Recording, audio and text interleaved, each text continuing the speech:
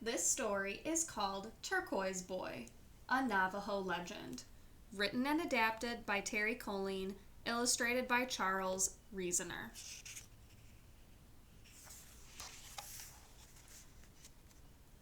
I see the earth. I am looking at her and smile because she makes me happy. The earth looking back at me is smiling too. May I walk happily and lightly upon her. Turquoise Boy, a Navajo legend.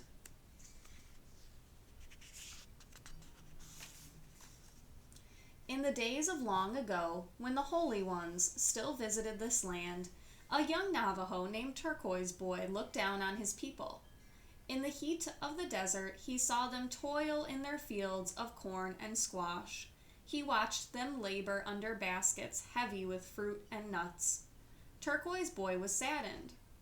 My father, Sunbearer, brings sunshine for the crops, but he offers little else. If only there was something I could do. Mother, he said, the people work hard in their fields and search long in the desert for food. Surely there is something to make life easier for them. Changing Woman looked up from grinding her corn. That may be so, my son. I am not certain.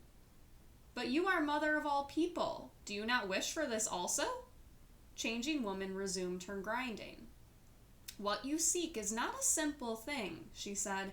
You must prove yourself worthy. Perhaps you would find the answer with the talking gods on the white shell mountain of the east. I will do as you say, mother, said Turquoise Boy, and he set off at once. Many days he walked before finally reaching a giant hogan. It was surrounded by baskets filled with white shells. The talking gods greeted him and asked the purpose of his visit. The people work hard in their fields and search long in the desert for food, he said. Surely there is something to make their lives easier. The talking gods shook their head.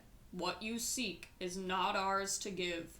Take these white shells and go to our brothers of the sacred Turquoise Mountain. Perhaps they know the answer. Turquoise Boy accepted their gift and turned his steps southward. Many suns had passed when he finally reached a giant hogan surrounded by baskets filled with turquoise stones. He greeted the holy ones there and asked them his question. The people work hard in their fields and search long in the desert for food. Surely there's something to make their lives easier. But the talking gods sent him away with only a basket of blue stones. Perhaps our brothers of the yellow abalone shell mountain in the west know the answer, they said. When Turquoise Boy arrived at the holy mountain of the west, the talking gods there said, What you seek is not ours to give. Accept this basket of shells and visit our brothers on the Black Jet Mountain of the north. Perhaps they know the answer. But the talking gods of the north did not give him the answer. Take this basket of jet stones and return to your mother, they said. Who would know better than Changing Woman? Turning his tired moccasins back to Denita, Turquoise Boy carried home the baskets from the talking gods. I have failed, mother, he said. I did not find a way to make life easier for the people. I bring only these gifts from the talking gods. Changing Woman smiled. You have done well, my son, she said. But mother, said Turquoise Boy, I do not understand. The talking gods said you would know best how to make life easier for the people. In answer, Changing Woman left her grinding stone and went inside her hogan. Soon she returned with a small pouch of soft deerskin. From each of the 4 baskets, she took a shell or stone and dropped it into the pouch. Take this to your father, she said. Surely he will see your worthiness. Turquoise Boy tied the pouch to his belt and traveled towards Sunbearer's home in the east. He saw rattlesnakes coiled in the sun and scorpions hurrying from one clump of sage to another. The wind carried the scent of juniper, An air spirit whispered, "This is not an easy path. Perhaps you should turn back." The young Navajo laughed. "I am not afraid, my friend. I have walked this path before. I have songs to protect me." Suddenly, fiery hot winds swirled up all around, and cacti hurled their needles. Boulders from the cliffs above fell toward him. Turquoise Boy chanted rhythmically, "Beauty before me, beauty behind me, beauty above me, and beauty beneath me." At once, the sand settled into place, the cacti held their spears, and the rocks rolled harmlessly away. Turquoise Boy sang as he walked on until finally his path led across a rainbow bridge to Sunbearer's great hogan. Hissing filled the air as snakes flicked their tongues at him. Strong winds tore at his hair and lightning bolts seared the sky. But Turquoise Boy could not be frightened away. Just then, Sunbearer stepped out from his lodging. He greeted the boy and asked the purpose of his visit. "I bring greetings from Changing Woman, Father," said Turquoise Boy, handing him the pouch. "The people work hard in their fields and search long in the desert for food. Surely there is something to make their lives easier?" Sunbearer shook his head. "In what way, my son?" Turquoise Boy thought of the many moons his search had taken him, and of his worn moccasins and sore feet. "Walking is slow and tiring," he said. "Perhaps there is a better way to get from place to place?" Sunbearer frowned.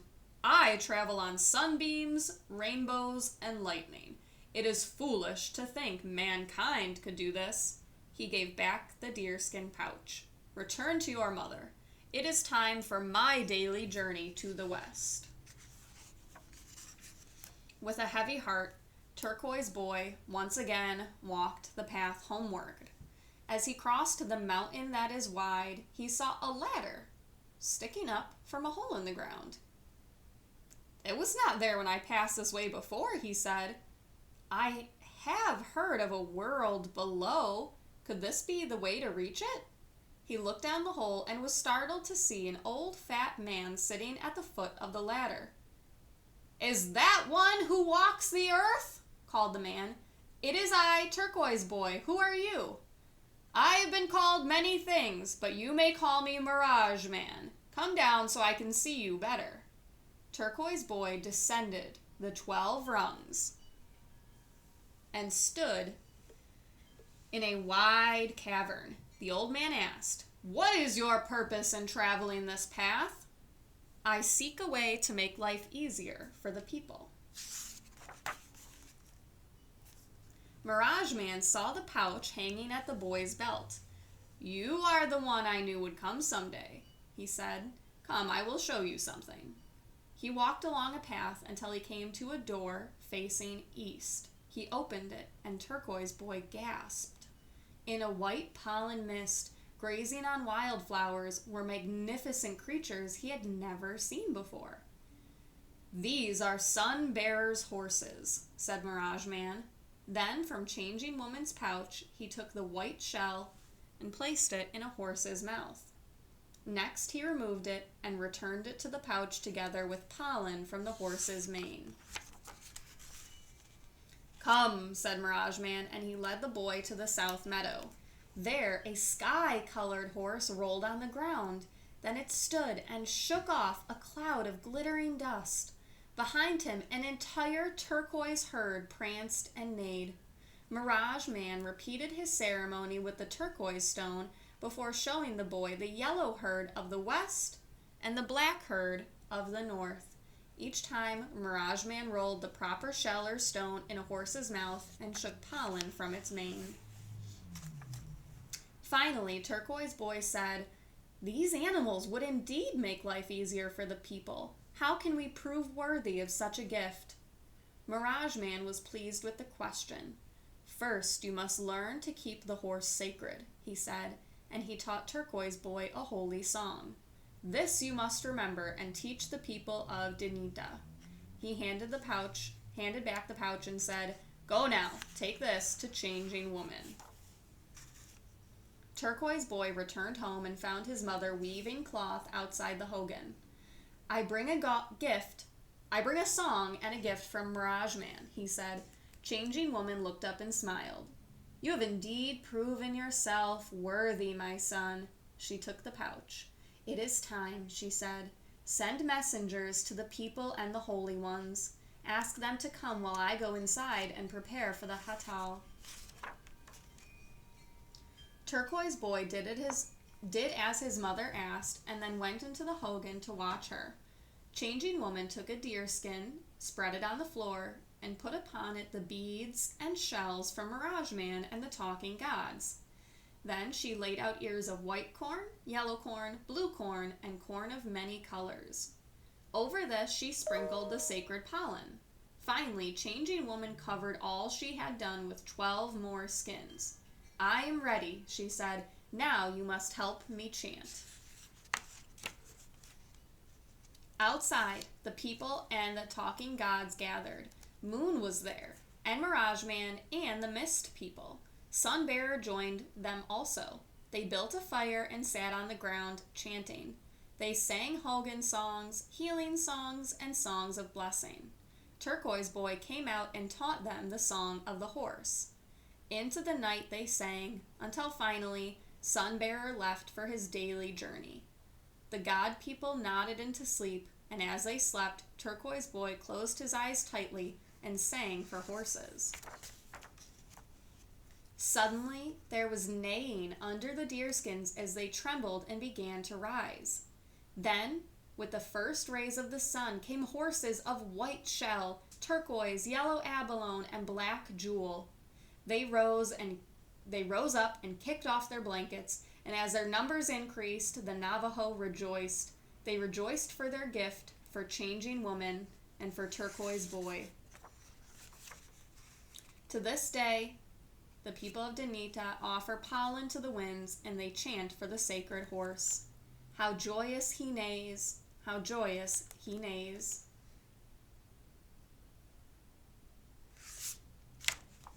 And the end of this book has lots of great information about the Navajo people. I'll show you some of the pictures slowly.